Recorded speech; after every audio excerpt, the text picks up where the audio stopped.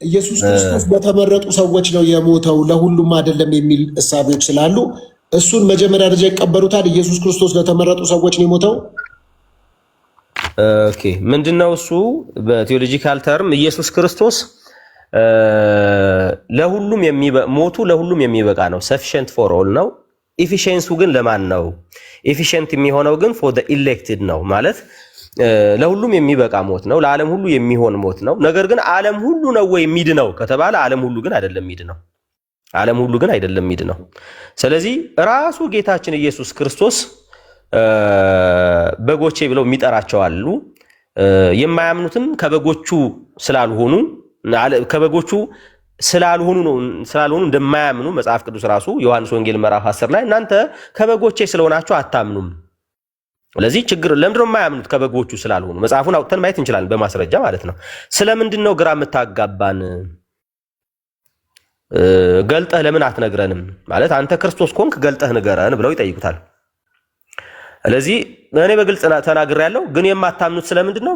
ከበጎቼ ስላልሆናችሁ ነው ብሎ በጎቹ ግን ድምፁን እንደሚሰሙ እንደሚከተሉት የዘላለም ሕይወት እንደሚሰጣቸው ለዘላለም እንደማይጠፉም ከእጁ ማንም እንደማይነጥቃቸው ይናገራል። እነሱ ግን አያምኑም። ለምን? ከበጎቹ አንዱ ስላልሆኑ። ስለዚህ የክርስቶስ ኢየሱስ ሞት ቅድም እንደተናገርኩት sufficient for all ነው። ከዛ ደግሞ efficient for the elected ማለት ነው። ስለዚህ ግልጽ የሆነ ነገር ነው። ምን ማለት ነው?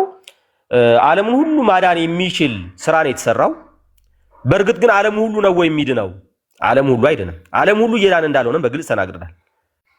ስለዚህ እየዳኑ ያሉት ግን በጎቹ ናቸው። ይሄ ግልጽ በሆነ መጽሐፍ ቅዱስ ውስጥ የተቀመጠ ነገር ነው። ማስረጃ አውጥተን ማየት እንችላለን ማለት ነው። ስለዚህ ቅድም የተነሳውም ሮሜ ምዕራፍ 10 ላይ ያለውን አውጥተን ሮሜ ምዕራፍ 11 ላይ ያለውንም አውጥተን ማየት እንችላለን። ሮሜ 11 ላይ ምንድነው የሚለውን ስላነሳው ማለት ነው። ስላነሳው ምንድነው የሚለውን ላንብበው። እንግዲህ እግዚአብሔር አዲሱ መደበኛ ትርጉም ነው ማነበው፣ ወይም ያኛውንም ማንበብ እችላለሁ። የ1954 ማለት ነው። ምናልባት ለሁሉም ሰው ከሆነ ያኛውን ባነበው ይሻላል። የድሮውን ላምጣውና የቀድሞ የ1954ቱን እሱን ላንብብላችሁ። ስለዚህ የእርሶ በቀጥታ ጥያቄ ኢየሱስ ክርስቶስ ለዓለም ሁሉ ሞቷል ወይስ ለተመረጡት? አዎ እሱን ነው እየመለስኩ ያለሁት። ኢየሱስ ክርስቶስ ለዓለም ሁሉ ሞቷል ብለን ልንል እንችላለን። ለዓለም ሁሉ ሞቷል ማለት ምን ማለት ነው? አይደለም። እኔ ጥያቄውን ይመልሱልኝ። ልንል እንችላለን የሚለውን ተውትና ኢየሱስ ክርስቶስ ለተመረጡት ሞቷል ወይስ ለሁሉ ሞቷል እኮ እያልኩ ነው እኮ። ለዓለም ሁሉ ምን ማለት ነው? ተርሙን ነው እሱን ነው ኤክስፕሌን የምናደርገው። መጀመሪያ መርጣው እርሶ ጥያቄውን መጀመሪያ ይመልሳሉ። ኢየሱስ ክርስቶስ ለዓለም ነው የሞተው ወይስ ለተመረጡት ነው ስሎት፣ አዎ ለተመረጡት ነው፣ አዎ ለዓለም ነው የሞተው ይሉና ከዛ በኋላ ያብራራሉ። ኦኬ እሺ፣ ያው ኢየሱስ ለዓለም ሞቷል። ለዓለም ሞቷል ማለት ምን ማለት ነው ግን ነው? ኢየሱስ ለዓለም ሞቷል። ለዓለም ሞተ ማለት ዲፋይን የምናደርገው እያንዳንዱን ሰው በኢየሱስ ሞት በኩል እያንዳንዱ ሰው ይድናል ወይ እያንዳንዱ ሰው ወደ መዳን ይደርሳል ግን ማለት አይደለም ነው። አሁን ለዓለም ሁሉ ነው የሞተው፣ ምንም ጥያቄ የለውም። ለዓለም ሁሉ ነው የሞተው፣ ግን ዓለሙን ሲል ኤቭሪ ኢንዲቪጁዋል ይድናል ማለት ግን አይደለም ነው በግልጽ ቋንቋ። ምን ማለት ነው የሚለውን ነገር እሱን ደግሞ አብራራለሁ። አሁን አንተ የጠቀስከውን ሮሜ ስለጠቀስክ ሮሜን ላብራራ። ሮሜ ምዕራፍ 11 ምንድነው የሚለው? ይኸው እንደዚህ ይላል። እንግዲህ እግዚአብሔር ሕዝቡን ጣላቸውን ቁጥር 1 ጀምሮ ማለት ነው እላለሁ አይደለም፣ እኔ ደግሞ እስራኤላዊ ከአብርሃም ዘር ከቢንያም ወገን ነኝና። እግዚአብሔር ሕዝቡን ጣላቸው ሲባል እስራኤላውያን ሙሉ ለሙሉ ጠፍተዋል ማለት ነው ወይ? ጠፍተዋል ማለት አይደለም። 9 ላይ እንግዲህ ዘር አስቀርቶልናል። አንዳንድ ሰዎች ዘር አስቀረ ሲባል ለሌላ አካል ይሰጣሉ። ዘር አስቀረ ሲል ግን ምን ማለት እንደሆነ ግልጽ ነውና እስራኤላውያን ሙሉ ለሙሉ እንደማይጠፉ ነው። እግዚአብሔር አስቀድሞ ያወቃቸውን ህዝቡን አልጣላቸውም። መጽሐፍ ኤልያስን በተጻፈው የሚለውን እግዚአብሔር ፊት እስራኤልን እንዴት እንደሚከስ አታውቁምን? ጌታ ሆይ ነቢያትህን ገደሉ፣ መሠዊያህንም አፈረሱ፣ እኔም ብቻ የቀረው ነፍሴን ይሿታል። ነገር ግን አምላካዊ መልስ ምን አለው? ለኤልያስ ለበዓል ያልሰገዱት 7000 ሰዎች ለእኔ አስቀርቻለሁ። እንግዲህ እግዚአብሔር ነው አስቀርቻለሁ እያለ ያለው፣ ቀርተውልኛል አይደለም ያለው። እንደዚሁም በአሁኑ ዘመን ደግሞ በጸጋ የተመረጡ ቅሬታዎች አሉ አለ። ከእስራኤል ወገን ነው በጸጋ የተመረጡ ቅሬታዎች አሉ እያለ ያለው፣ እስራኤላውያን ማለት ነው። እስራኤላውያን በጸጋ የተመረጡ ቅሬታዎች አሉ አለና ከዛ ምን አለ? በጸጋ ከሆነ ግን ከስራ መሆኑ ቀርቷል። ጸጋ ያለበር የሚመርጥ እግዚአብሔር ነው። ስለዚህ አይመርጥም፣ እኛ አልመረጠንም፣ እኛ መርጠነው ነው እንጂ ያሉ ሰዎች እንግዲህ እነሱ እንደመረጡት እነሱ ይናገሩ። እኔ ግን የተመረጥኩ ሰው ነኝ፣ እግዚአብሔር መርጦኛል። ቴንክ ዩ። ጥሩ። ስለዚህ የሮሜ መጽሐፍ ምዕራፍ 8 ቁጥር 28 እና 29 ላይ እግዚአብሔርን ለሚወዱትና እንደ ሐሳቡ ለተጠሩት ነገር ሁሉ ተያይዞ ለበጎ እንዲደረግ እናውቃለን ይላል። እግዚአብሔር ይላል እዚህ ጋር እንዲመጡልኝ ነው። እግዚአብሔር አስቀድሞ ያወቃቸውን የልጁን መልክ እንዲመስሉ አስቀድሞ ወሰናቸው ይላል። ምን ማለት ነው ይሄ ቃል? እስቲ ያብራሩት። ግልጽ ነው። ምንድነው የሚለው ይሄ ቃል? እግዚአብሔር ክርስቶስን ይመስሉ ዘንድ ጥቅሱን ቃል በቃል አንብበውና ምንድነው የሚለው? እንደዚህ ይላል፣ ልጁ በብዙ ወንድሞች መካከል በኩር ይሆን ዘንድ አስቀድሞ ያወቃቸውን የልጁን መልክ እንዲመስሉ አስቀድሞ ወስኗል። አስቀድሞ የወሰናቸው እነዚህ ደግሞ ጠራቸው፣ የጠራቸው እነዚህ ደግሞ አጸደቃቸው፣ አጸደቃቸው እነዚህን ደግሞ አከበራቸው ይላል። ስለዚህ እነዚህ የወሰናቸውን ማለትም የጠራቸው የተባሉትን እነዚሁ እነሱ ራሱ እንዳጸደቀ፣ እነዚሁ ራሱ ምን እንዳደረገ፣ እነዚሁ ራሱ እንዳከበረ፣ እነዚሁ ራሱ እስከ ፍጻሜ እንዳጸና ነው የሚናገረው። ይሄ ባይዘው ምርጫ ነው ብቻ ሳይሆን የሚያወራው ስለ ኢተርናል ሴኩሪቲንም ጭምር የሚያወራ ጥቅስ ነው ማለት ነው። ኢተርናል ሴኩሪቲ ማለት እግዚአብሔር ካመጣህ አንተ በምንም አይነት መንገድ ልትወጣ እንደማችልም የሚናገር ጥቅስ ነው። እንግዲህ በእርግጥ ጥያቄው እሱ አይደለም። ስለዚህ እግዚአብሔር አስቀድሞ ወስኗል። ምን እንዲሉ? የልጁን መልክ እንዲመስሉ። እነማንን? የጠራቸውን እነዚሁ ወስኗል የልጁን መልክ እንዲመስሉ። እነዚሁ የጠራቸውን ምን አድርጓቸዋል? እግዚአብሔር አጽድቋቸዋል። የጠራቸውን ነው ያጸደቀው። እነዚህ የጠራቸውን አጽድቋቸዋል፣ ያጸደቃቸውን እነዚህ ደግሞ አክብሯቸዋል፣ እስከ ፍጻሜ ድረስ አጽንቷቸዋል፣ አቆይቷቸዋል ማለት ነው። ስለዚህ ይሄ እግዚአብሔር ልጁን እንዲመስሉ ማለት ምን ማለት ነው? አሁን እኛ ኢኒሻል ሳንክቲፊኬሽን፣ ፕሮግሬሲቭ ወይ ደግሞ ኤክስፔሪንሻል ሳንክቲፊኬሽን፣ አልቲሜት ወይም ፋይናል ሳንክቲፊኬሽን የምንለውን በግልጽ የሚያስረዳ ነገር ነው ማለት ነው። ስለዚህ ኢኒሻሊ ሳንክቲፋይ ያደረገን ወይ ደግሞ ያጸደቀን እሱ ራሱን ያከበረን ማለትም ህይወት የሰጠን ትንሳኤን የሰጠን ማለት ነው።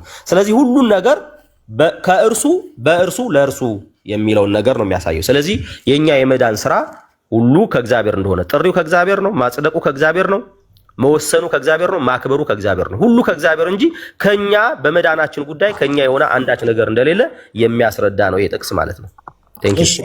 አመሰግናለሁ። እሺ ቤኪ ትቀጥላለህ። ቤኪ ታሪክ፣ መንፈሳዊ ጠቅላላ እውቀት ከየት ነው? ፓስተር ሶፊ እኔ ልማር ትንሽ እየተማርኩ እኮ። ከየት ነው? ታሪክ፣ መንፈሳዊ ጠቅላላ እውቀት መምረጥ ትችላለህ ከሶስት አንዱ። እሺ ከመንፈሳዊ አድርገኝ፣ ከቻልኩ እመልሳለሁ፣ ካልቻልኩ ግን ያው ልማር። እሺ እሺ ቤኪ ይቀጥላሉ። ኢየሱስ ክርስቶስ ያማልዳል ብለው ያምናሉ? በደንብ ያማልዳል። በጣም መልካም። ያማልዳል ሲሉ ምን ማለት ነው? ያብራሩ። ያማልዳል ስንል እኛ እንደ ክርስቲያን ምናምነው ምንድነው? ከኢየሱስ ውጪ ሌላ በሰውና በእግዚአብሔር መካከል አንድያ ሆኖ ሊያማልደን ያለው እሱ ኢየሱስ ክርስቶስ ብቻ ነው ብለን ስለምናምን ያማልዳል ብዬ አምናለሁ። እስቲ መጽሐፍ ቅዱሳዊ ማስረጃ አምጡ። መጽሐፍ ቅዱስ ማስረጃ። እሺ ቆይ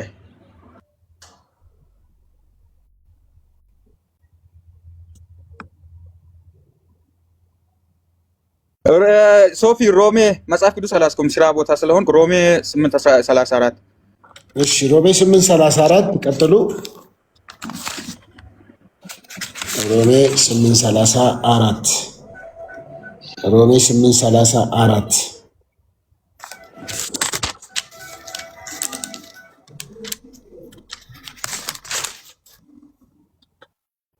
ላንብብሎት። ቀጥሎ ሶፊ። እሺ ታዲያ የሚኮንን ነው የሞተውም እንዲሁም ከሞት የተነሳው በእግዚአብሔር ቀኝ የተቀመጠው ክርስቶስ ኢየሱስ ስለኛ ይማልዳል ይላል። አሜን ብለን እንቀበላለን። እሺ በጣም የሚገርም ነው። የሚገርም ሊያውም መጽሐፍ ቅዱስ እጆ ላይ ሳይዙ በቀጥታ መልሰዋል። በጣም የሚያስደንቅ ነው። ከመንፈሳዊ ሊጨምርሎት ወይስ ከታሪክ ጠቅላላ እውቀት ከየት ሊጨምርሎት? ታሪክ እስቲ ልሞክር። ታሪኩን አላጠናውም ግን ልሞክር። እሺ ታሪክ ከታሪክ የሚገርም ነው። ቤኪ ዛሬ በጣም አልተቻለም። ለቤኪ ስትሉ ታብታብ አድርጉ። ተመስገን በዚህ ሰዓት ጉንጩ እየቀላ ነው የሚታየኝ እኔ። ምክንያቱም ቤኪ በአንዴ ነው መረጃ እኔ ስሜ ከጠራ አይቀር ኢየሱስ ክርስቶስ ሲመስገን ሮሜ 8:34 በማለድ ማለት ምን ማለት እንደሆነ ትርጉሙንም ሙሉ ፍትፍት አድርጎ ያስረዳን ደስ ይለናል። በጣም እኔ ገና ሲያወራ ቤኪ ፍትፍት ብሎ ነው እየሰማሁት የነበረው። እስኪ ሮሜ 8:34 ነው ያባለው። አቆይ እኔ እሺ። ስለዚህ እሺ ታሪክ ቤኪ አለ ለው ፓስተር ሶፊያችን አለው። አሳ በምኑ ነው የሚተነፍሰው? በአፍንጫው ነው። አፍንጫው የለም እንደ አሳ። እሺ አሳ በአፍንጫው ነው የሚተነፍሰው ብሏል። በጣም ከባድ የታሪክ ተማሪው ቤኪ አሳ በአፍንጫ ነው የሚተነፍሰው ብሏል። በጣም በሚያስደንቅ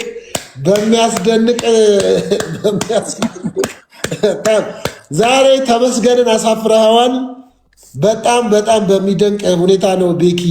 የአንተ እውቀት እጅግ ከባድ ነው ቤኪ እና ተመስገን እንግዲህ ምንም ማድረግ አይቻልም።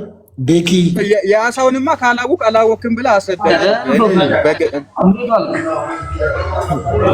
ሶፊዬ ደህና ነህ? ታላቁ እንዴት ነህ? ኬኩ ኧረ ኬኩ ታላቁ ኬኩ እንዴት ነህ በለኝ። ሰላም አትሉኝም እንዴ? ምንድን ነው ሶፊዬ? ሰላም ብለናል። ዛሬ ያው ጥያቄና መልስ ዝም ብዬ ነው የምማረው። እኔ ቁጭ ብዬ ዝም ብዬ መማር ብቻ ነው። ተማሪ ነኝ ነው።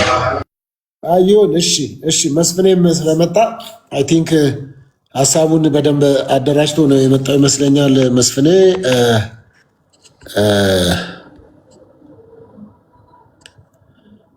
በአፍንጫው ነው የሚተነፍሰው ብሏል ቤኪ። ከዚህ ቀን ጀምሮ አሳ በአፍንጫው ነው የሚተነፍሰው። መስፍኔ መጣል መቀጠል ትችላለህ።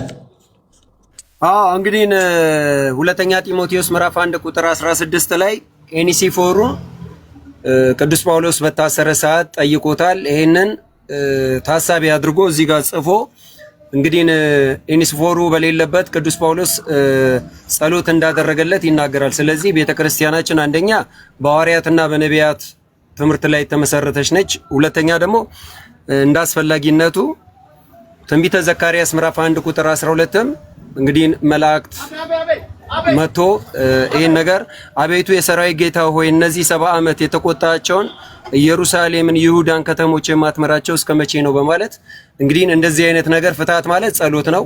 ከጸሎት ውጪ የዘለለ ትርጉም የለውም። ስለዚህ አንዳችን ለአንዳችን እንድንጸልይም የተፈቀደ ነገር ነው። ስለዚህ ቤተክርስቲያናችን ይሄን መነሻ አድርጋ ጸሎት ፍትሐት ታደርጋለች ማለት የዘላለምን ሕይወት አንድ ሰው የክርስቶስ ስጋና ደምን ገንዘቡ ሳያደርግ ይድናል ብላ አይደለም። ራሱን ላጠፋ ፍትሐት አይደረግም። አውቆ ለሚያደርግ ፍትሐት አይደረግም። ብዙ ፍትሐት የማይደረግባቸው ነገሮች አሉ። ስለዚህ ከዚህ ጋር መነሻ በማድረግ እንግዲህ ፍትሐት ቤተክርስቲያናችን ታደርጋለች ማለት ነው። ቀደም በነገርኩ ላይ ተጨማሪ ሆኖ ማለት ነው። እንግዲህ መስፍኔ ምን አለ መሰሎት እኔ ጠየቅኩት አንድ ሰው በኃጢአት የተጨማለቀ ሰው ህይወቱ ክርስቲያናዊ ሳይሆን ነገር ግን ኦርቶዶክስ ስለሆነ ብቻ ፍትሐት ተደርጎለት ይድናል እያለ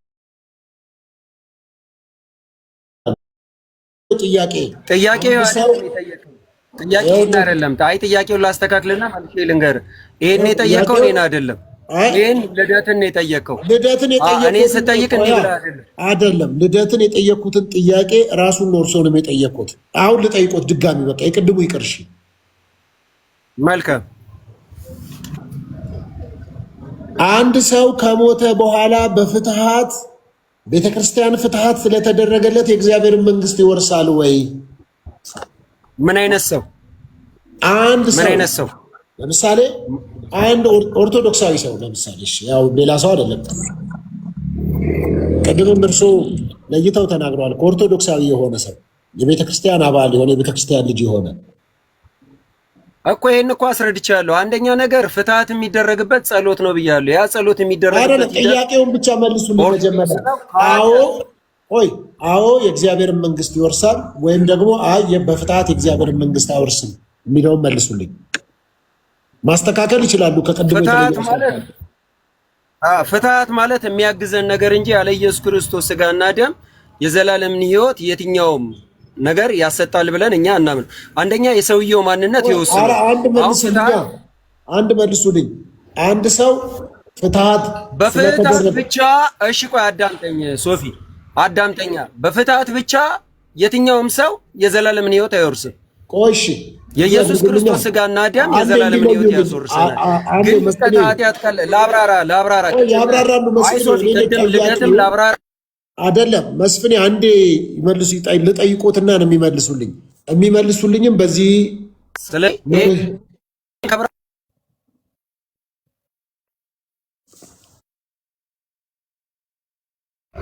አይደለም እኔ ጠይቆት ጥያቄ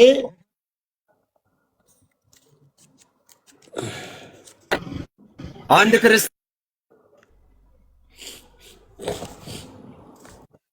ስልክ እየገባብኝ ነው፣ ይቅርታ።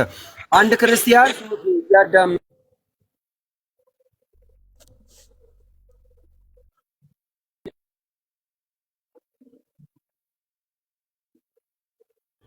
ፍትሃት የሚጠቅመው የረሳው ኃጢአት ካለ፣ ከዛ በዘለለ ግን ሰው እየገደለ እየዘሞተ ኃጢአት እየሰራ ሺህ ጊዜ ፍትሃት ቢደረግለት አውቆ ለሰራው ኃጢአት በፍጹም አይሆንም። አውቆ ለሰራው ኃጢአት አይሆንም። ስለዚህ የረሳው ኃጢአት ካለ ግን ያ ጸሎት ነው፣ የቅዱሳን ጸሎት ይሰራል። ወደ መንግስተ ሰማያት ግን ለመግባት የዘላለምን ሕይወት ለማግኘት የልጁ ኢየሱስ ክርስቶስ ስጋና ደም በቃ ከዚህ በተረፈ ማፍራት አለበት። በክርስትና ሕይወት ውስጥ መመላለስ አለበት። ሚውት አርግ ሌላ ሰው ማንም ሰው እንዳይከፍት በላይም አይመለከትም። ሚውት አርግ በላይ የተጠየቁት እኔ ነኝ። ሙለት አንተም ስትሳሳት አልተናገርኩም።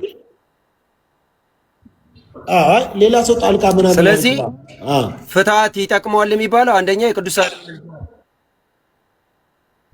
ምን አልከኝ? ጣልቃ ማናችሁም አትግቡ። አንደኛ ፍትሃት ይጠቅማል ብለን የምናስበው የረሳነው ኃጢአት ካለ ብቻ ነው። ይሄን ከተረዳኝ መልካም። እሺ ምን ማለት ነው? እስቲ የረሳነው ኃጢአት ንስሐ ያልገባንበት ነገር ካለ ይጠቅመናል። አሁን ለምሳሌ ድቀት ኃጢአት ማናችንም ላይ ያጋጥመናል። ሶፊዬ ድቀት ኃጢአት ማለት ምንድነው? አንዳንድ ጊዜ ንስሐ ስንገባ ያልገባነው ኃጢአት በእኛ ውስጥ ይኖራል። ለዛ ነገር ይጠቅመናል። ፍትሃት የሚባለው አውቀን በስህተት ሳናቅ በድፍረት የሰራነውን ኃጢአት በአጠቃላይ በቤተ ክርስቲያናችን ጸሎት የኃጢአት ስርየት እናገኛለን። ንስሐ በምንገባ ሰዓት አውቀንም ሳናቅም ያ የቆየው ውስጣችን ላይ ያለ የረሳነው ኃጢአት ካለ መግባት ከፍርሃት ሳይሆን በመርሳት ስለሆነ ያንን ነገር እንግዲህ በአባቶች በቅዱሳን ጸሎት በፍትሃት እግዚአብሔር አምላክ ይቅር ይለናል። ከዛ በተረፈ ግን ኃጢአት እየሰራ ዝሙት እየሰራ የተለያየ ነገር እያደረክ ፍትሃት ይሰራላል ይጠቅማል ብላ ቤተክርስቲያናችን አታስተምርም። ምናልባት የምንፍቅናው ዓለም የሚጠቀምበት እንጂ ቤተክርስቲያናችን እንደዚህ አይነት አስተምሮ የላትም። መናፍቃኖች ግን ይላሉ። እነሱ ይበሉ ምንም ይበሉ፣ እነሱን ተዋቸው። የኛን እንትን ነው። እሺ አሁን አንድ ጥያቄ ብቻ ነው የጠየቅኩህ አይደለ መስፍኔ? ሁለት መካከለኛ የሚልና ይሄን ሁለተኛ ጠየቀኝ። መካከለኛ የሚለው የሙላታን ጠየቀኝ፣ ሁለተኛ ይሄን ጠየቀኝ። በጣም ጥሩ። እሺ እዚህ ላይ ግን አሁን በቀጥታ ነጥብ የሚያሰጠው ጥያቄ ሰው በፍትሃት ወደ እግዚአብሔር መንግስት ይገባል ወይስ አይገባም? አዎ ይገባል ወይም አይገባም? መልስ፣ ቀጥታ መልስ። የሰውየው ሁኔታ ይወስነዋል እኮ አልኩ። ራሱን ታንቆ ቢሞታው ለምሳሌ ፍትሃት አይደረግም። በተለያየ ምክንያት ከሆነ የማይደረግበት አለ፣ የሚደረግበት አለ። ስለዚህ ቅድም እኮ ነገርኩ፣ አስረግጬ ነገርኩ። የረሳነው ኃጢአት ካለ ያግዘናል። አሁን ለምሳሌ ሁለተኛ ዮሐንስ መልእክት ምዕራፍ 1 ቁጥር 5 ላይ እመቤቴ ሆይ እርስ በርሳችን እንዋደድ ዘንድ እለምንሻለሁ ይላል። ኦኬ አሁን ለምሳሌ እሺ ተረድቼ አሁን አግኝቻለሁ። እሺ የሞተው ሰውዬ ኃጢአት ከረሳ ነው ፍትሃቱ የሚያግዘው?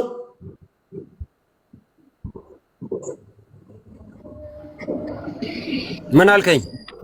የሞተው ሰውዬ የረሳውን ኃጢአት ነው በፍትሃት ይቅርታን የሚያገኘው? አዎ ከመርሳት ስለሆነ በቃ እንደዚህ አይነት ነገር አንደኛ በቅዱሳን ምልጃ ካመነ ተቀብያለሁ። ግን ቆይ ሶፊ ይሄ እኮ ማብራራት የሚፈልግ ነገር ነው። የሆነ ፍሬም ውስጥ አትክተተው። ፍሬም ውስጥ አይደለም የከተትኩት እኔ ተቀብያለሁ። ግን የሞተው ሰውዬ ምን አይነት ኃጢአት እንደሰራ በምንድን ነው የማውቀው? ኦልሬዲ ሞቷል። እሱ የረሳውን ኃጢአት ማን ነው በምን የሚያውቀው? እንዴት ይታወቃል? አይ ሶፊ ሰውየው ለንስሐ እኮ ፈቃደኛ ነው። አትረዳኝም? ቆይ ካልተረዳ ድጋሚ ልንገርሽ። ስለማትሰማኝ በምን ይታወቃል ነው? አይ ለጥያቄው ለመልሱም ጆሮ ብትሰጠን ጥሩ ነው። አሁን እኔ ንስሐ ገባሁ ነው መስፍኔ ሚውት አድርጌ ነው የምሰማው። እኔ አሁን የረሳውን ኃጢአት ማን ነው የሚያስታውሰው? ማን ነው የሚያውቀው? ከሱ ጋር አብሮ ኃጢአቱን የሰራ ከሆነ ለምሳሌ ሲያመነዝር ከሆነ በጋራ አብረው አመንዝረው ከሆነ ኦፍ ኮርስ ሁለቱም በጋራ ስለነበሩ ይተዋወቃሉ።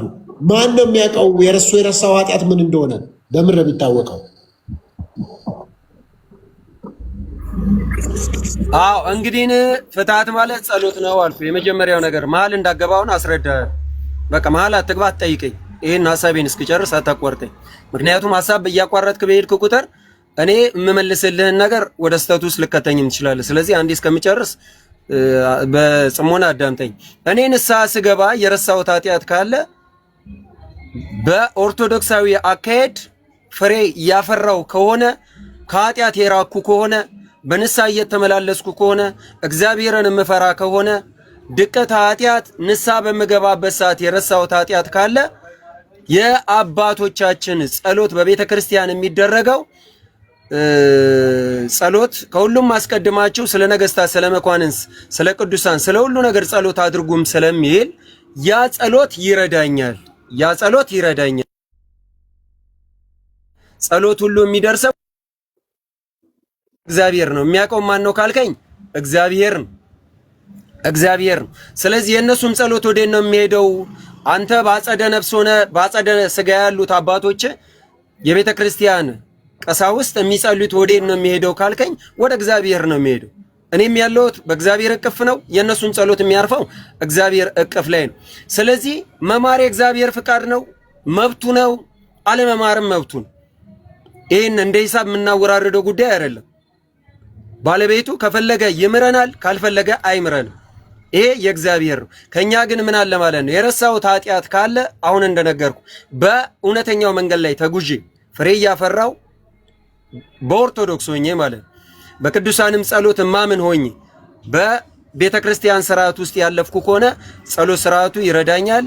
ግን ይሄ ከመግደል ጋር ራስን ከማጥፋት ጋር ተያይዞ በቤተ ክርስቲያን ፍታት የለም። አመሰግናለሁ። ይሄን ይመስላል። ጥሩ። ግን ማስረጃ አለዎት? ከእናንተ ቤተ እምነት አስተምህሮም ፍትሐት ማለት ለተረሳ ኃጢአት ነው የሚል ማስረጃ አለዎት?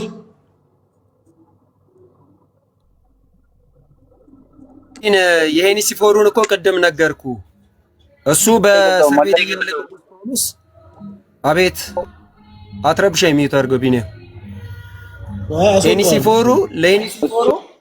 ለሄኒሲፎሩ ሶፊዬ ቅዱስ ጳውሎስ ጸሎትን አድርጎለታል። ከዛ መነሻ አድርገን እኛም ደግሞ መሰረታችን በሐዋርያትና በነቢያት እንጂ እንግዳ በሆነ ትምህርት ስላይደለ የተቀበልነው እንጂ አዲስ የምናመጣው ነገር የለም። ስለዚህ መጽሐፍ ቅዱሳዊ ነው፣ እንቀበለዋለን። ያንን ነው የምናራምደው። መጽሐፍ ቅዱሳዊም ከሆነ ፍትሐት ለተረሳ ኃጢአት ይሰራል የሚል ከኢትዮጵያ ኦርቶዶክስ ቤተክርስቲያን አስተምህሮ ወይም ከመጽሐፍ ቅዱስ ነው ያልኩት ማስረጃ እኮ የሄኒሲፎሩን እኮ ነገርኩ። ሁለተኛ ነገር ደግሞ ጸሎትና ምልጃን ስለ መኳንንትም ስለ ነገስታትም ስለ ሁሉ ነገር እንድናሳውቅ ራሱ ቅዱስ ጳውሎስ አዞናል። ስለዚህ ያንንም እኮ ነገርኩ። ስለዚህ ከዚህ በመነሳት ኖርማሊ ቤተክርስቲያናችን የሐዋርያትና የነቢያት መሰረት ያለባት እንጂ እንግዳ ትምህርት ተቀባይ አይደለችም። ስለዚህ ይሄንን መሰረት አድርገን ነው የምንቀበለው። እሺ ዩኒሴፎር እኮ ራሱ በቂ ነው፣ ሌላ ባልሰጠን በቂ ነው። እሺ በቃ ችግር የለም። ይቀጥሉ። አቶ ተመስገን የጌታ ልጅ ይቀጥሉ። እንደምን አሉ? እንዴት ዋሉ? ሶፊ ጥያቄው ፌር አይደለም እንዳለ ብቻ ይሁንሽ። ጥያቄዎቹት እንዳለ ፌር አይደሉም፣ ግን ይሁን። እኔ ጥያቄ አልፈራም። ምን ፌር አይደለም ሲሉ ምን ለማለት ፈልገው ነው? ምኑ ነው ፌር? እኔ ሮሜ 8:34ን ያብራሩታል ብዬ የጠበቅኳቸው ሰዎች እያብራሩት አልነበረም እና የእነሱን ከጨረስክ በኋላ በደንብ እኮ አብራሩ እኮ በቃ አሳም በአፍንጫው ነው የሚተነፍሰው አሉ እኮ በቃ ጨረሱ። ከዛ በላይ ምን ያብራሩ እሳቸው? እሺ ከታሪክ መንፈሳዊ ጠቅላላ የትኛው ይሻሎታል?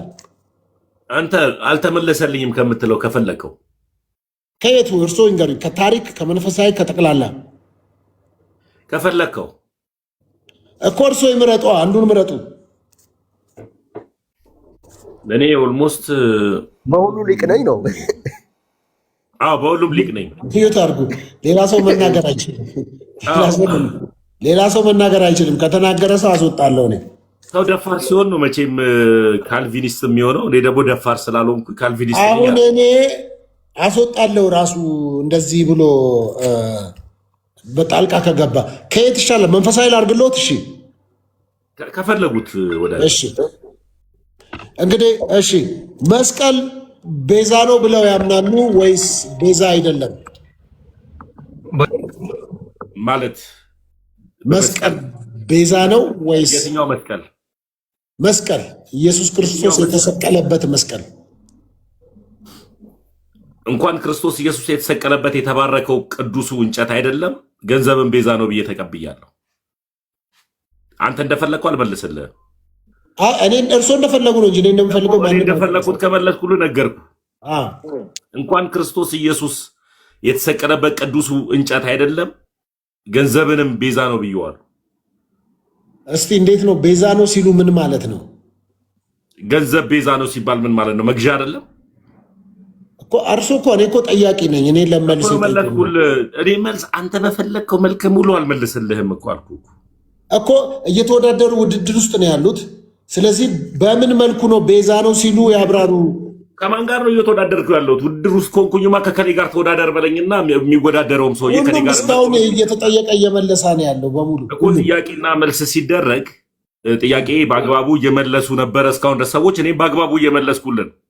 እሺ ቤዛ ነው መስቀል ቤዛ ነው ሲሉ ማስረጃ እስቲ መጽሐፍ ቅዱሳዊ ያድርጉት። እኔ መጽሐፍ ቅዱስ ብቻ ብዬ አማኝ አይደለሁም።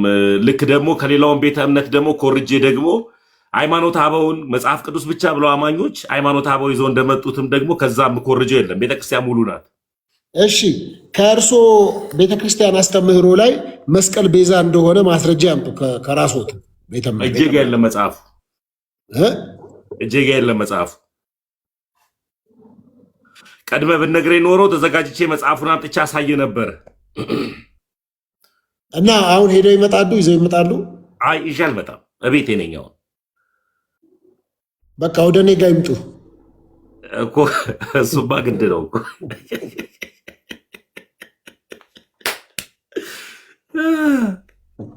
እመጣለሁ።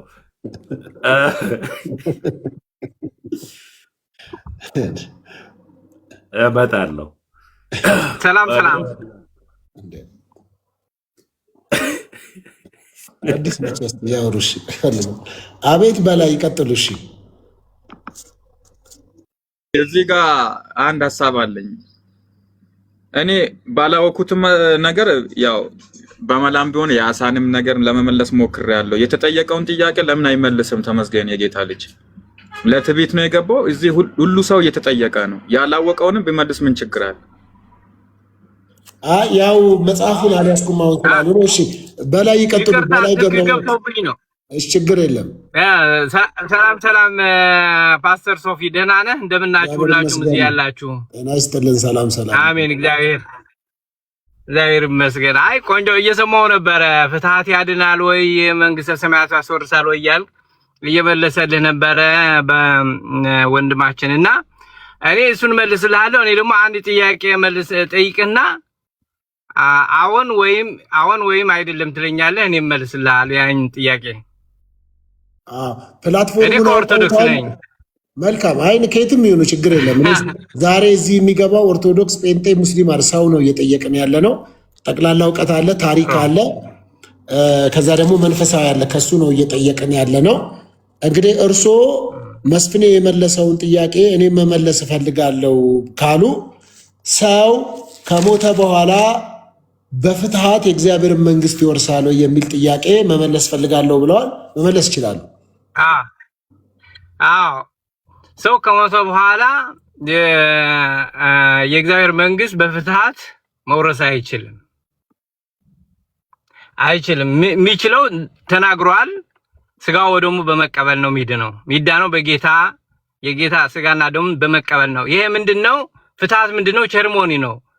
አንድ ላይ ሆነ የምትጸልየው ጸሎት ብሎሃል ራሱ ልጁ ማለት ነው። በጸሎት ነው አንድ ላይ ሆነ በመንፈስ የምትገናኘው። በስጋ እንደምትገናኘው ሁሉ በመንፈስ ቅዱስ ደግሞ ተገናኝተህ ትነጋገራለህ።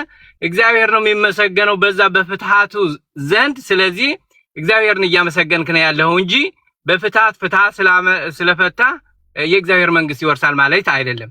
የእግዚአብሔር መንግስት የሚወረሰው የጌታ ስጋና ደም ስትቀበል ብቻ ነው። ይሄ ነው።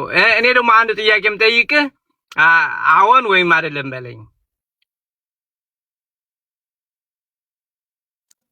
ተቆራርጠዋል በላይ አይሰማም ነበረ? አይሰማም፣ ተቆራርጠዋል። የመለስኩት አልሰማሁም። የመለሱትን ሰምቻለሁ፣ ሊጠይቁ ያሉትን ግን ተቆራረጡ። እኔ የምጠይቅህ ደግሞ ትመልስልኛለህ።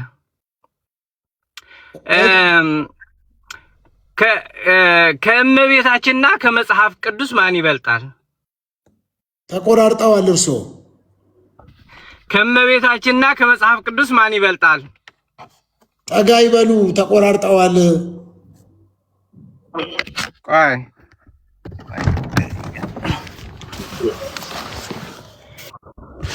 አሁንስ ይሰማል? አሁን ሲወርዱ ይታየኛል ከመኪና። ኦኬ ከመጽሐፍ ቅዱስና ከእመቤታችን ማን ይበልጣል? የባሰ ተቆራረጡ። አሁን የባሰ ተቆራረጡ።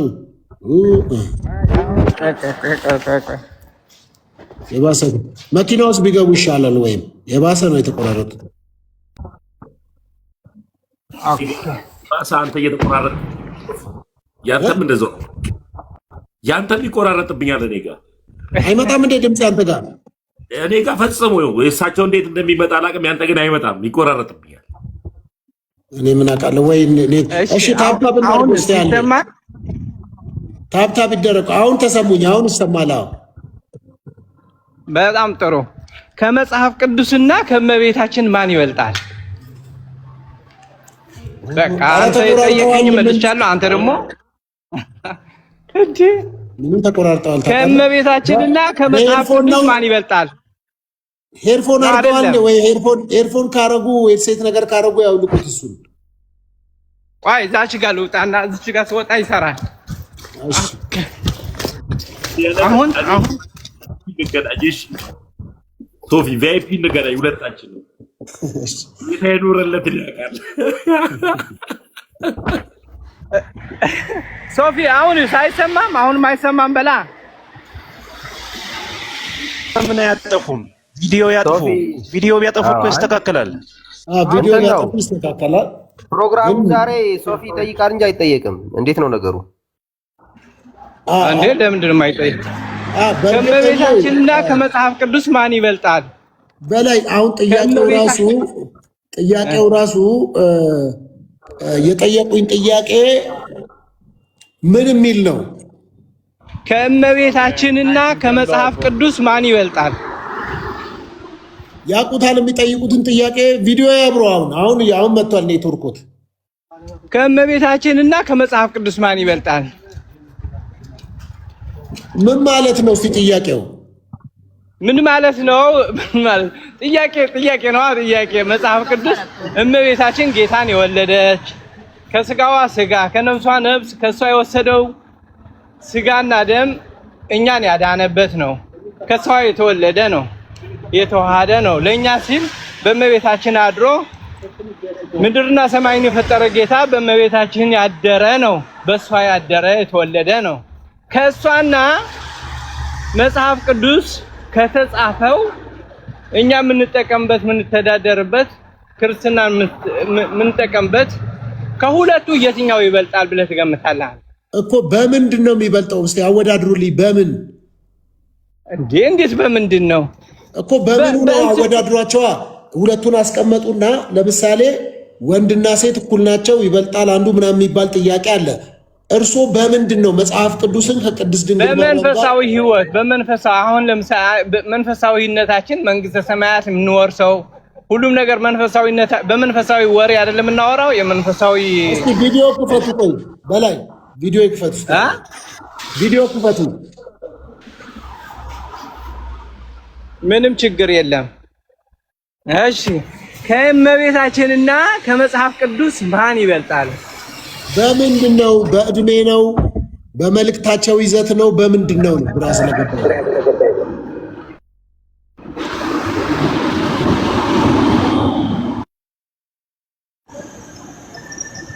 አይሰማም። በምንድን ነው የሚበላለጡት? በምንድን ነው የሚበላለጡት ይላል እንዴ? አንተ አሁን ለምሳሌ ከብሉይ ኪዳንና ከአዲስ ኪዳን ብሉይ ኪዳን እንደሚበልጥ ሁሉ ከመጽሐፍ ቅዱስና ከእመቤታችን እንግዲህ መጽሐፍ ቅዱስ ምንድነው? እኛ የምንተዳደርበት ክርስትና ህይወት የምንተዳደርበት እያነበብን መጽሐፍ ህይወታችን መንፈሳዊ ህይወታችን የምንጠቀምበት የእግዚአብሔር የሆነ ነገር የተጻፈበት ነው አይደለም እንዴ? ስለዚህ እመቤታችን ደግሞ ጌታ ያደረባት ጌታ የተወለደባት ከስጋዋ ስጋ ከነፍሷ ነፍስ የነሳ ነው። ስለዚህ ከብሉይ ኪዳን አዲስ ኪዳን እንደምታስበልጥ ሁሉ ከመጽሐፍ ቅዱስና የጌታ ቃላት ከሆነና የጌታ ማደሪያ ከሆነችው የጌታ እናት ከሆነችው ከሁለቱ ማን ይበልጣል? በምን አልኩት እኮ በምን በዚህ እንዴት ይበልጣል ብለው ይገሩኛል። አልፈልግም መመለስ አልፈለግም አይደለም። አሁን ለምሳሌ እኔና እርሱ አሉ። አሁን ነገርኩህ እኮ ከብሉይ ኪዳንና አንድ ያዳምጡ። ከብሉይ ኪዳንና አዲስ ኪዳን እንደሚበልጥ ሁሉ በጌታ ማደሪያነትና በጌታ በአዳኝነት በጌታ ማደሪያነት አሁን የመጽሐፍ ቅዱስ የእግዚአብሔር የምንመራበት መጽሐፍ ቅዱስ ነው። ስለዚህ ጌታ ተወለደ፣ አዳነን፣ መድኃኒት ሆነን እያልን የምንመራበት መንግስተ ሰማያት የሚያስወስደን መንገድ ነው አይደለም እንዴ? ስለዚህ እመቤታችን ቅድስት ድንግል ማርያም ደግሞ ከሞት እንድንድን የተወለደባት የተሸከመችው የወለደችው ያጠባችው ይሄ ደግሞ ከመጽሐፍ ቅዱስ እኔ ከሁለቱ የት ይበልጣል ነው የምልህ ያለው በእኛ። እሺ እንዲህ እናድርግ። እኔ ጥያቄዎት ስለገባኝ መመለስ አልቻልኩም፣ አላወቅኩትም።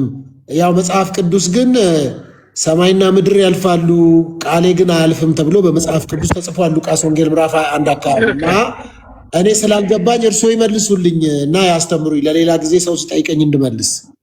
ሶፊዬ አመሰግናለሁ። አይ ታውቋይ ተሙ ይመልሱ እሳቸው። ይዳርከኝ እኔ አላወቅኩትም፣ ጥያቄዎትም አልገባኝም፣ ልመልስለቱ አልቻልኩም፣ እኔ አላቀውም እና እርስዎ ይመልሱልኝ። ሌላ ጊዜ ሰው ሲጠይቀኝ እኔም ሌላ ሰው ጠይቃለሁ፣ በዚህም ያለው ሰው እንዲማርበት እርስዎ ያስረዱን። እግዚአብሔር ያክብርልኝ፣ እግዚአብሔር ያክብርልኝ። እኛም ይኸውልህ በኦርቶዶክስ ቤተክርስቲያን ትምህርት ማለት ነው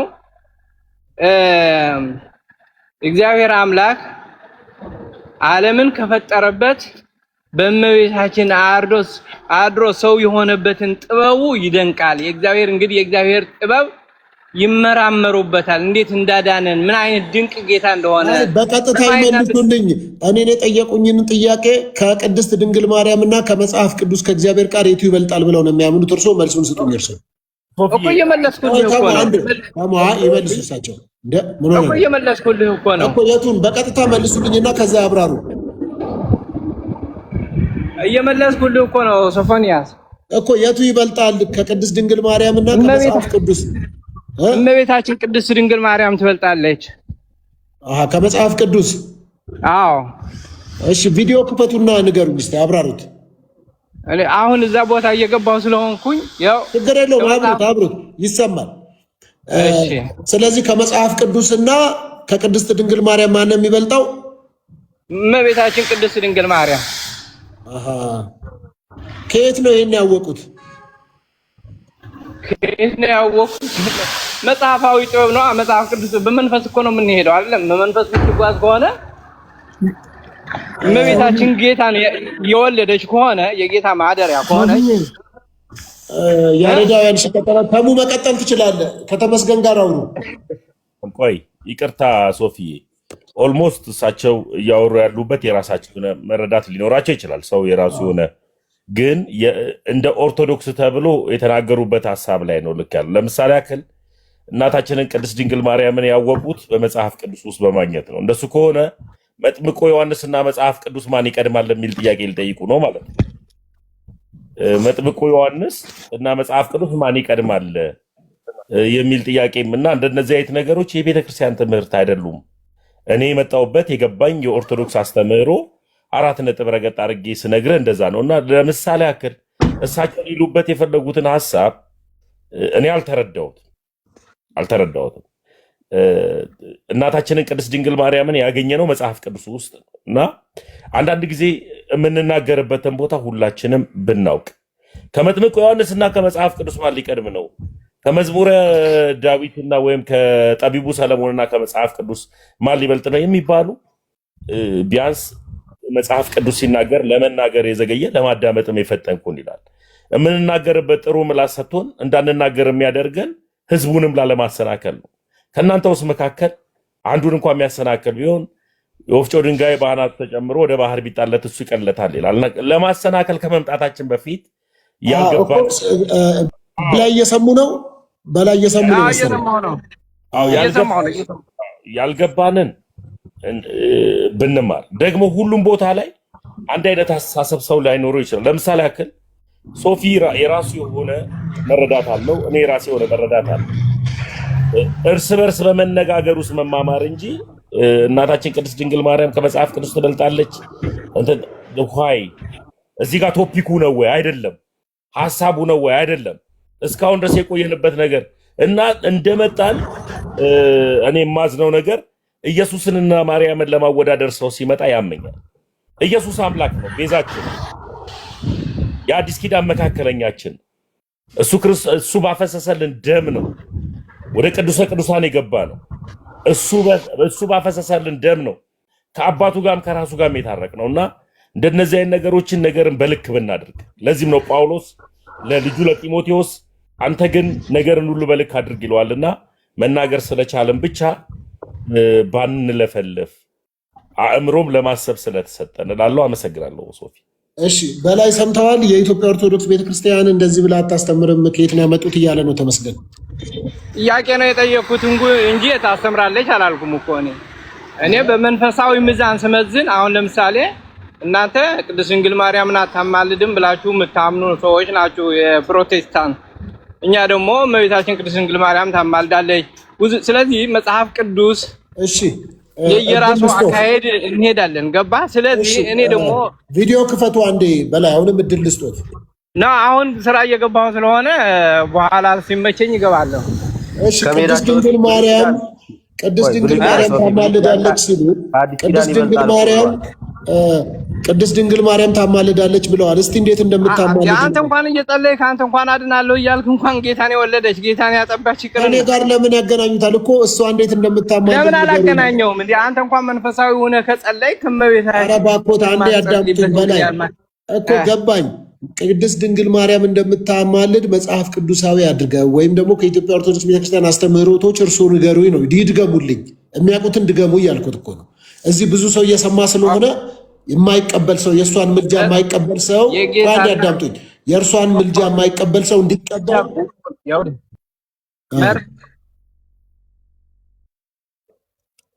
ቀጥሉ።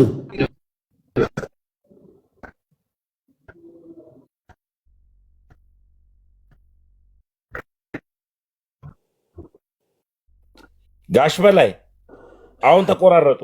ኧረ ተሜ ምንድን ነው እንዴ?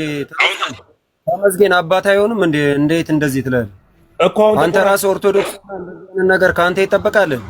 ተቆራርጦ እኮ ነው እኮ በስፍኔ አባት አይሆንም እንዴ? አልተቆራረጠም እኮ እንደዛ አይባልም። እሺ በጣም አይ ትክክል አይደለም። እኔ ያወራሁት በቅንነት ነው ያወራሁት። አጠፋው ይቅርታ። አይ እኔም በስህተቶች እንደዚህ ይፈጠራል። አንተ ጋርም ተፈቆቃይ ያው እንተራረም ነው ችግር የለውም። እኔ ያልኩት በቅንነት ነው መስፍን እኮ አባት ስለሆነ አክብረን እናውራን። በቃ አይ እኔ ያልኩት በቅንነት ነው መስፍን። በቃ ከፈለክ በውስጥ ደውልልኝ፣ ስልኬን እሰጥሃለሁ። እኔ ያልኩት ለሳቸው በቅንነት ነው።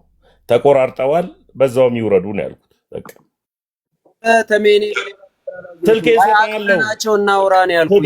የኔና ያንተ አባት ስለሆኑ ከመንፈሳዊ ህይወትን ብንወጣ ይሄ ነገር በኔና ባንተ አይነበብ ነው። ያው 09 ያዝ፣ አሁን ደውልልኝ። ምን መክረኝ ነገር ካለ ያዝ ስልኬ። ኧረ ተምዬ ቅሬታ የለብኝም። በቃ ኧረ እኔ ወንድሜ ነኝ፣ ችግር የለብኝም። አድርግ በቃ። አንዳንዴ እኔ ስሰበር አንተ ካልጠገንከኝ ማን ነው? በቃ ሌሎችም ካልጠገኑን እርስ በርስ መጠጋገን ስላለብን ያየሁትን ስህተት አላልኩም። በቃ ስልኬን እሰጥሃለሁ፣ አይዞህ ትመክረኝ። እኔ ግን በነገራችን ላይ ትልቅ ሰው አይመስሉኝም ሰውየው። እኔ አንቱ እያልኩላችሁንም ስላወራው እንጂ በእድሜ ከኛ የበለጡ ሰው አይመስለኝም። እውነት ለመናገር በእድሜ ትልቅ ሰው እንደዚህ አባት ለኛ ለተመስገን አባት የሚሆኑ ሰው አይመስሉኝም። አንቱ ያልኩበትም እኔ ጀስት ሁላችንም አንቱ ለማለት እንጂ ምንም መስፍን በእድሜ ደረጃ ትልቅ ሰው ምናምን አይመስሉኝም ሰውየው እውነት ለመናገር እና ተሙ የተናገረበትን መንገድ እየተናገሩ ያሉት ነገር ከቤተ ክርስቲያኑ አስተምሮ ውጭ ስለሆነ ባይናገሩ ዝም ቢሉ ይሻላል ወይም በዛው ቢወጡ ይሻላል የሚል እሳቤ ነው እንጂ ይሄ ዲስሪስፔክትፉል በሆነ ወርድ እንኳን አላወራቸውም። እኔ እንደተረዳሁትና እንዳየሁት ብሉይ ኪዳን ከአዲስ ኪዳን ይበልጣል ሲባል ዝም አላችሁ። ምንድን ነው እንደዛ መስሎት የሚወስድ ሰው እኮ ይኖራል። አይ እግዚአብሔር ቃል እኮ ነው። ከየትም ከብሉይ ኪዳን አዲስ ኪዳን የሚባል ነገር ውድድር ውስጥ የሚገባ አይደለም፣ ልክም አይደለም። ግን ያው አንዳንድ ሰው አሁን የሚኖሩበትም ሀገር ሳስብ ብርድ ነው የሆነ በረዶ ምናምን ነገር ያለ ይመስለኛል። እነዛ ወደ ሳም ለመግባት ተቻኩለዋል ምናምን ድንገት ያሰቡትን ሳይሆን ድንገት የመጣላቸውን ነገር አውርተው ሊሆን ይችላል። እና እንደዛ ብንወስደው ጥሩ ነው። ስለዚህ ከእንደዛ አንፃር ተጠያይቀናል። የጥያቄው እንትን ካለቀ እኔ ተጠይቄ የመለስኩትን ነገር ቢታይ በሌሎች አይንና እኔም እነሱ የመለሱትን ከእግዚአብሔር ቃል አንጻር ብናየው ጥሩ ነበረ። እሺ ይቻላል። ኦኬ እሺ መልካም። ምናልባት ቅድም እንግዲህ በቤተ ክርስቲያን ሁለት ነጥቦች ብቻ ላንሳና፣ አንደኛው ክርስቶስ ኢየሱስ ነው ብቸኛ መካከለኛ፣ ሌላ መካከለኛ የለም። ከክርስቶስ ኢየሱስ ሞት በቀር የሌላ ሞት ወደ እግዚአብሔር ሊያቀርብም ሊያድንም አይችልም የተባለው ነገር ትክክል አይደለም። እንግዲህ የቤተ ክርስቲያኒቱ የጸሎት መጽሐፍት ባለፈው የመጥምቀ መለኮት ገድል ታርሟል እንደተባለው ካላረሟቸው በስተቀር አንድ የጸሎት መጽሐፍ ላይ ማርያም ለሰዎች ሙታ ለዛውም ከሲኦል ወደ ገነት እንዳሻገረች መጽሐፋቸው ይናገራል። አንደኛው ማለት ነው። ለዚህ እሱን ማስረጃ ማቅረብ እችላለሁ። ኢየሱስ ብቻ ሳይሆን ማርያምንም ሙታ ለዛውም በገሃነም የነበሩ ሰዎች ሲቀጡ ሲቃጠሉ የነበሩ ሰዎች ወደ መንግስተ ሰማያት እንዳስገባችና ከዛ በኋላ የነፍሳት የሰው ሁሉ መጽደቂያ እንደሆነች መጽሐፋቸው ይናገራል። ለዚህ ይሄ ኢየሱስ ብቻውን የኢየሱስ ሞት ብቻ ነው የሚያድነው የሚለው ነገር ውሸት ነው። ማርያም የሞተችበትን መንገድ ራሱ በቤተ ክርስቲያኒቱ መሰረት ሰውን ለማዳን ነው፣ ለማዳን ኃጢአተኛ ነፍሶችን ለማዳን እንጂ እንደዚሁ መሞት ስላለባት የሞተችም እንዳልሆነ መጽሐፉ ይናገራል። ኦኬ አንዴ ላውጣና ላሳያችሁ በማስረጃ ማለት ነው። ሶፊዬ አሁንም ሲጀመር በማስረጃ ቆይ ተረጋጋ። አንተ የኔ ትክክል እንዳልሆነ በማስረጃ ትሞግታለህ። ተመስገን። ሶፊ ቆይ ተረጋጋ። ካለው የኔ ነገር አንተ ታቀማለህ። ቆይ ተረጋጋና ሌላም ለምን እንደ ትልቅ ሰው አንድ ጊዜ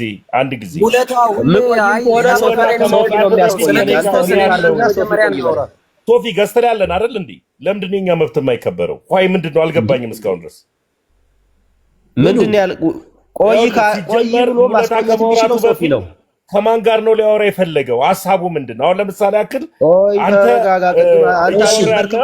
ሃይማኖታዊ ጉዳይ አይደለም። አይ ከኔ ጋር ያወራ ግን መጀመሪያ በክርስቶስ ነው። ይኸው በቃ ይኸው መስፍን አለ። መስፍን ይመልሳል። እኔ ጋር እናውራ መጀመሪያ በክርስቶስ እንስማማ። ቅድም የተባለው እኔ አወራዋለሁ መጀመሪያ በክርስቶስ እንስማማ ነው እናንተ። ቆይ አይ ይሄን ስላወራው ነገር እንስማማ መጀመሪያ ስላወራው ነገር እንስማማ። ቆይ እንስማ እኮ እናንተ አሁን እኔ ምንድን ነው ያወራሁት ሰምተሃል ያልኩት? መስፍኔ ቅድም የተነገረ ነገር አለ። እኔ የተናገርኩትን ነገር እናንተ ትመረምሩታ። እሺ መምህር በሰከነ ቅርታ ተክለብልብ የገባው በሰከነ መንፈስ ረጋ ባለ ሁኔታ ሐሳብ ስጡ፣ ከዚህ ሐሳብ እንሰጣለን። በዚህ አጋጣሚ ፓስተር ሶፊ እንደምን ዋልክ? ቤቱን ስለከፈትክ እግዚአብሔር ይባርክህ። ይቅርታ እያልኩ ጣልቃ ስለገባው ተረጋግታችሁ መዘላለፍ ሳይሆን ሐሳብ ስጡ፣ እንሰማለን። የጎደለውን ደግሞ እኛ እንሞላለን። ግን ተደማመጡ፣ ወጪ መሪ አትፍጠሩ። አመሰግናለሁ። መልካም መምህር፣ እርሶም ሊመልሱት ይችላሉ። እኔ ቅድም የተባለውን ነገር አንስቼ ማስረጃ አቅርቤ ሞግታለሁ። መስፍኔም አለ፣ እርሶም አሉ፣ ሌላም ሰው ካለ ይሄ ነገር ከዚህ አንጻር ብለው ይመልሳሉ። እኔ ያለውን ነገር ላውራ በመጽሐፉ ያለውን ማለት ነው። ኦኬ አንዴ ይሄው ይሄንን መጽሐፍ ላሳያችሁ። ይሄ መዝገበ ጸሎት ነው፣ የቤተክርስቲያኒቱ መጽሐፍ ነው ማለት ቤተክርስቲያን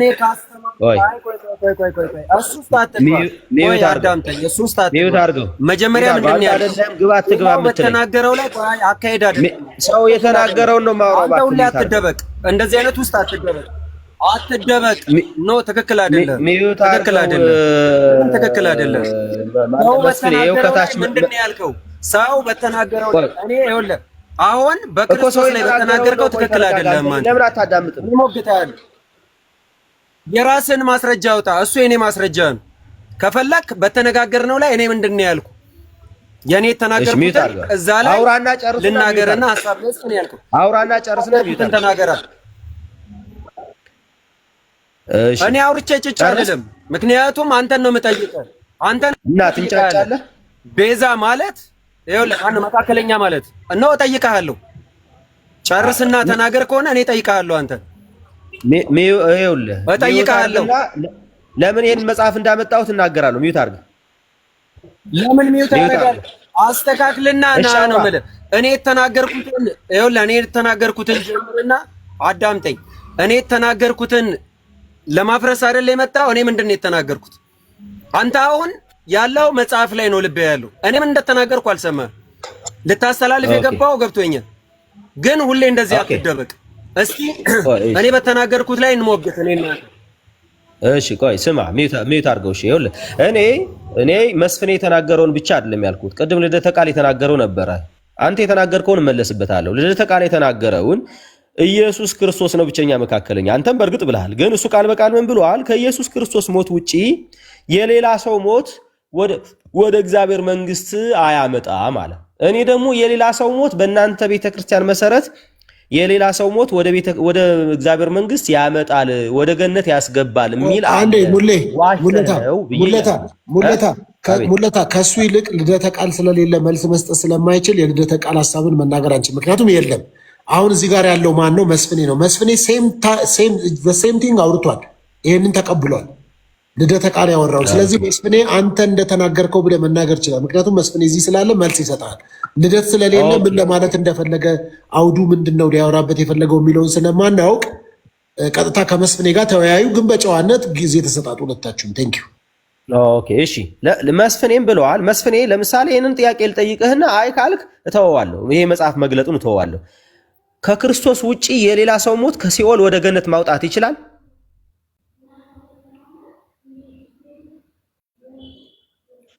ያንተ አረዳድ ነው እንጂ ይችላል ብላ ቤተክርስቲያናችንም አላስተማረችም። አንተ ነህ አሁን ተደብቀህ አንተ መልስ፣ ችግር የለውም። እኛ ያለነው እኔ ቅድም አብራርቻለሁ። ይችላል አይችልም እየነገርኩ ነው። ከክርስቶስ ልደትም አላለም፣ እኔም አልልህም፣ ሌላውም አይልህም። ይሄ ያንተ ቅዠት ነው እኮ አልኩ። እኛ እንደዛ አይነት አስተምሮ የለንም። ስለዚህ አይችልም ነው እያልክ ያለው። አዳምጠኛ እኮ አይችልም። ቅድም አብራርቼዋለሁ። የቅዱሳን ጸሎት። ኧረ ተረጋጋ እባክህ፣ ተረጋጋ። ያለ ኢየሱስ ክርስቶስ ያለ ኢየሱስ ክርስቶስ የዘላለምን ሕይወት መስጠት አዳምጥ፣ እያብራራውልህ ነው። አዳምጥ። ያለ ኢየሱስ ክርስቶስ የዘላለምን ሕይወት የሚሰጥ የትኛውን ፍጡር አለ ብለን በኦርቶዶክስ አናስተምር። እሺ በቃ ጨረስኩ እኮ ነገርኩ። የሚችልበት ሂደት አለ፣ እሱንም እኮ ነገርኩ። ኦኬ፣ የሚችልበት ሂደት አለ።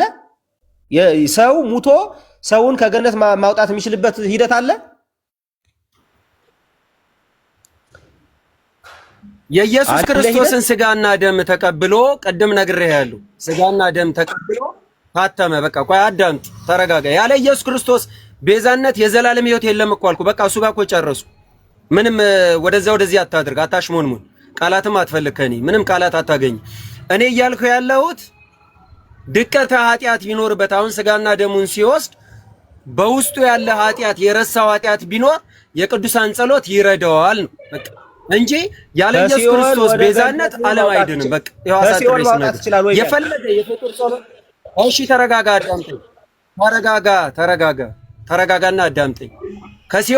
ከሲኦል አንተ ራስ አስገብተው የጻፍከው ካልሆነ በስተቀር ያለ ኢየሱስ ክርስቶስ ስጋና ደም ማንም አያወጣም። አንተ ራስ አስገብተህ አንተ ራስ ኤዲት አድርገህ ያስገባው ነው። ቤተክርስቲያን አረጋግጣ ታመጣ ነው ከኔ ጋር የምታወራው። እሺ ኤዲት እንዳደረኩት አንተ ማስረጃ አምጥተህ የራስን ታመጣልኛለህ። ይኸው ምን እንደሚል ላሳይ። ነገረ ማርያም ላይ እኔ ኤዲት አድርጌው ነው አይደለም፣ የራስን ነገረ ማርያም ታመጣልኛለህ። እንደዛ እኔ ኤዲት አድርጌ ያስገብቸው እንደሆነ ሲጀመር እኔ ይሄንን ኤዲት አድርጌ የማስገባት አቅምም የለኝም። ይሄንን የማሳተም አቅም ይሄንን የማሳተም አቅምም ቆይ ተረጋጋ። ፕሊስ ምን ነው አንተ ሚዩት አድርገው። በቃ ተረጋጋና እንትኑን ላውጣው። ይሄ የጸሎት መጽሐፍ ቋራ አላረግልህ። አይወልቆ ያዳምጠኝ። ይሄ የጸሎት መጽሐፍ እንጂ የትምህርት መጽሐፍ ነው ብላለች። አንተን ነው የምጠይቀው ነው የጸሎት መጽሐፉ ምን ታረጋዋለህ? ይሄ የጸሎት መጽሐፍ ነው ምን ታረጋዋለህ? ይሄን ለክርክር ተጠቀምበት ብለሃል ብያለሁ እንዴ? ሚዩት አድርገው። ምንም አይነት ነገር አታገናኘ። ከዋሻ ውጣ። አሁን ከዋሻ ከመደበቂያ ውጣና ከዚህ ጋር አውራ። በክርስቶስ አይደል የፈለከው? ና ውጣና አውራ። ሚዩት አድርገው ፕሊስ። ይሄ አሁን አንተ ከመደበቂያ አትደበቅ። ውጣ። አላረግም። የጸሎት መጽሐፍ መከራከሪያ አይደለም። አላረግም። እሺ አንተ እየጮህ ቢሆን እኔ አነባዋለሁ። ጩና እኔ አነባዋለሁ። አቅም ከሌለ አትለፍልፍ። አንተ ጩህ። አቅም ከሌለ አትለፍልፍ። ይሄ ጸሎት መጽሐፍ ነው። ጸሎት ይደረግበት ነው። ጸሎት ደግሞ ከእግዚአብሔር ጋር መገናኛ። ይሄ አስተምሮ መጽሐፍ አይደለም። እኔ አልሰማም ነው ማለት። እኔም አስተምራለሁ፣ አንተም አስተምር። ጸሎት መጽሐፍ ማለት ከእግዚአብሔር ጋር የምንገናኝበት፣ ከዚህም በኋላ ህሊናችንን ሰብስበን ከእግዚአብሔር ጋር የምንገናኝበት ኢየሱስ ክርስቶስ ለቤታችንን ተምሮ መጽሐፍ አይደለም። የጸሎት መጽሐፍ ማለት የሉተር መጽሐፍም አይደለም ሲጀመር። ስለዚህ የጸሎት መጽሐፍ ማለት ያው በተመሳሳይ ማለት ነው። የጸሎት መጽሐፍ የተወሰነ ቦታ ይፈልጋል፣ ከእግዚአብሔር ጋር መነጋገር ይፈልጋል። ብዙ ነገሮችን ያካተተ ነው። በንጹህ ህሊና የምንቀበለው ነገር ነው ማለት አስተምሮ መጽሐፍ ያደረገኝ የሶፊስት ነው። እኔ ጋር ከፈለክ በመጽሐፍ ቅዱስ አንተ በመጽሐፍ ቅዱስ አንተ እናት ወልዳለች፣ እናት ወልዳለች ነው። እኔ እናንተ በመጽሐፍ ቅዱስ ናውጣ። አትደበቅ፣ ዋሻ አትጫወት። ስንት ቀን አመልጣ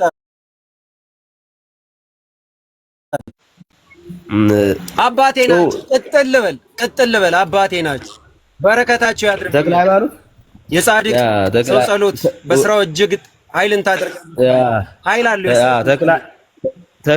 ተክለ ሃይማኖት ከፍለህ ገስታውስ አንተ ከፍለህ አይደለ እንዴ? ገስታውስ ሄደ አንድም ሰው